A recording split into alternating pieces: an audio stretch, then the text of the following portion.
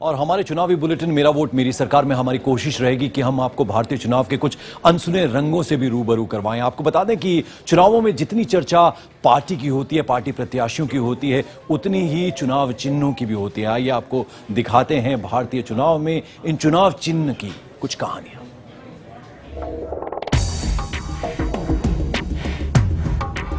UP विधानसभा चुनाव के दौरान जनवरी 2012 की ये तस्वीरें भूलने वाली नहीं है। चुनाव आयोग ने तब सत्ताधारी बीएसपी के चुनाव चिन्ह हाथी को ढकने के निर्देश दिए थे। जगह जगह हाथी खोजकर उसे ढकने में प्रशासन की सांस फूल गई थी। We have been giving in the past as well as in the present, all these only relate to the living leaders. So whatever policy commission is following, they are consistent. चुनाव चिन्ह को लेकर पार्टियां हमेशा संवेदनशील रही हैं। इस लिहाज से हाल फिलहाल देश में सबसे ज्यादा पहचाना जाने वाला चुनाव चिन्ह कांग्रेस का पंजा है। दिलचस्प बात यह है कि एक जमाने में कांग्रेस का चुनाव चिन्ह 2 बैलों की जोड़ी था। पंजा का चुनाव चिन्ह all India forward block Ruikar के पास था। 1951 में फॉरवर्ड ब्लॉक के निशान पंजा की उंगलियां खुली हुई थी। 1962 के चुनाव में अकाली दल ने हाथ का इस्तेमाल किया था। उसका निशान कांग्रेस के मौजूदा निशान हाथ जैसा ही था।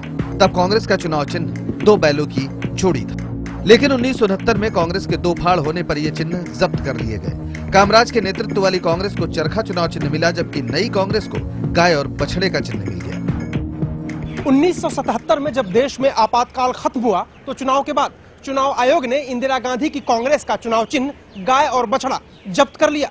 रायबरेली से चुनाव हार चुकी इंदिरा बेहद परेशान थी और उसी दौरान वो कांची कामकोटि के तत्कालीन शंकराचार्य स्वामी चंद्रशेखरेंद्र सरस्वती से मिलने पहुंची।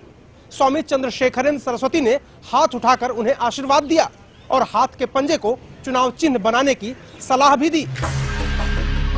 ये कहानी सही है या नहीं ये तो नहीं कहा जा सकता, लेकिन पत्रकार राशिद किदवई की किताब 24 अक्टूबर रोड के मुताबिक तब इंदिरा गांधी को पार्टी के कुछ कार्यकर्ताओं ने 1980 के चुनाव से पहले हाथ और हाथी में से किसी एक को चुनाव चिन्ह बनाने की सलाह दी थी।